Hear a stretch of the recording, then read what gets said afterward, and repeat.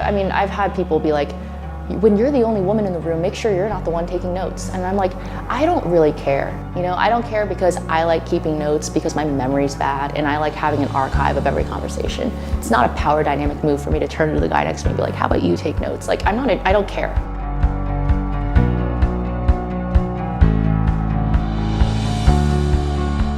The advice that I've consistently gotten, and especially being a woman in the space, is to seek mentorship.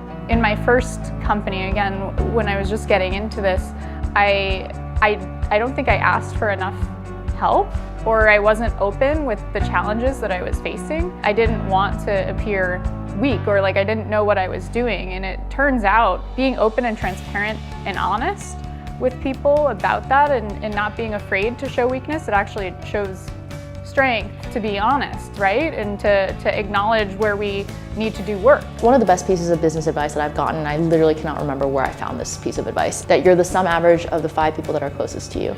And I think that's super important because sometimes we're not strategic about the people we surround ourselves with. And so from a personal advisory board perspective, from how you curate your friendships and the people you invest time into, I think, like, for me, I can almost predict who someone's about to become and where they're going to go in the next couple of years based on the people they surround themselves with. And so I'm very hypersensitive around curating that group of individuals. I think not being afraid of failure is incredibly important. There have been various points in my career where I could have taken an opportunity, but I felt that I wasn't qualified, or I thought that there was a chance that I might fail. And so I held myself back from going for something that in my gut I was actually really excited about.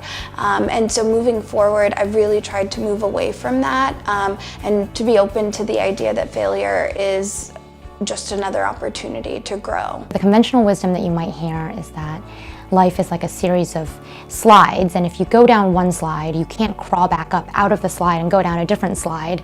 I don't know if I agree with that. I think that there's a lot more mobility now going forward and a lot more fluidity. And companies realize that, you know, talent is talent, and, you know, if you've taken a sort of unconventional path to get there, the top-notch companies will reward that rather than penalize it.